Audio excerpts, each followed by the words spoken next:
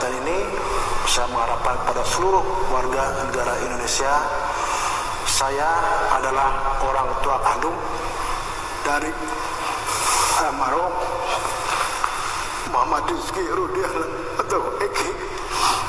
Saya mohon kepada seluruh warga negara Indonesia agar jangan membuat kami lebih sakit.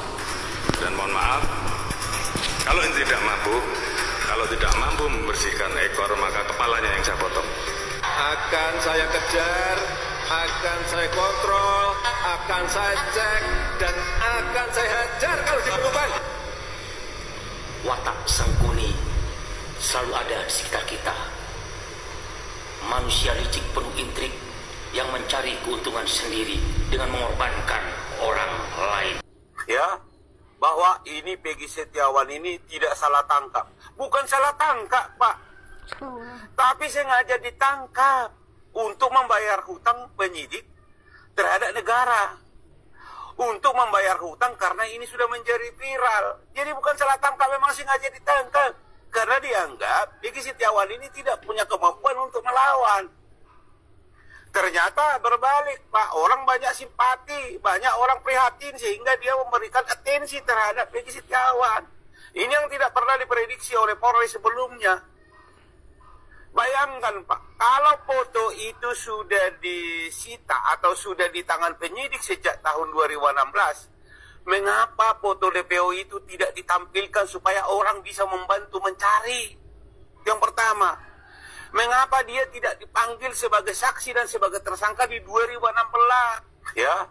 Nah, nggak hadir itu, ya apakah ini strategi? Ya, dua-duanya strategi. Ya, menurunkan marwah, ya.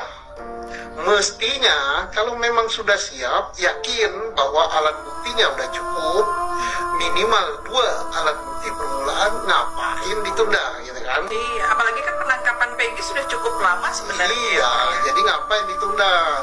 Dan juga mestinya semua aparat penegak hukum, Polri, jaksa, pengacara, dan lain-lain, termasuk hakim, berprinsip bahwa menegakkan hukum itu bukan targetnya menghukum orang, ya, tetapi menegakkan keadilan.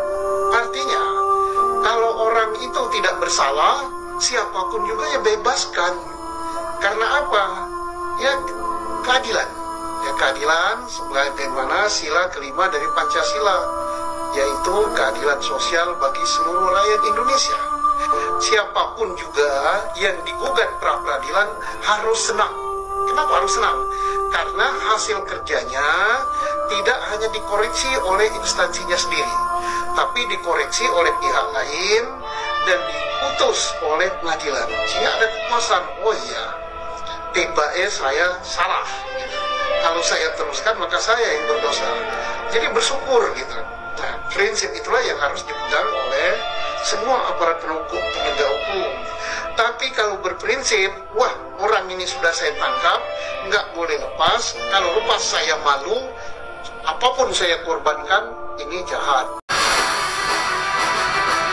Baru-baru ini mantan Kapolda Jabar Anton Carlyan menjadi perhatian publik. Pasalnya, saat menjabat sebagai Kapolda Jabar, Carlyan diduga enggan menangani kasus pembunuhan Vina Cirebon.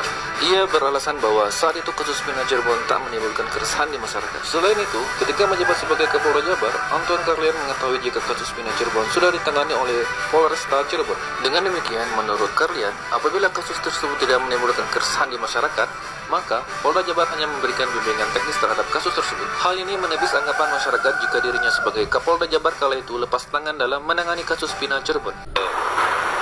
Penelitian tim jaksa pada tanggal 24 Juni 2024, tim jaksa peneliti sudah mengirimkan pemberitahuan bahwa hasil penyidikan belum lengkap kepada rekan-rekan penyidik Polda Jabar. Artinya berkas tersebut sudah dikembalikan atau gimana? Terkait berkas tersebut belum dikembalikan karena menurut undang-undang masih diberikan kesempatan kepada jaksa untuk membuat petunjuk dan akan dikirimkan kepada teman-teman penyidik Polda Jabar. Rencananya kapan, Pak?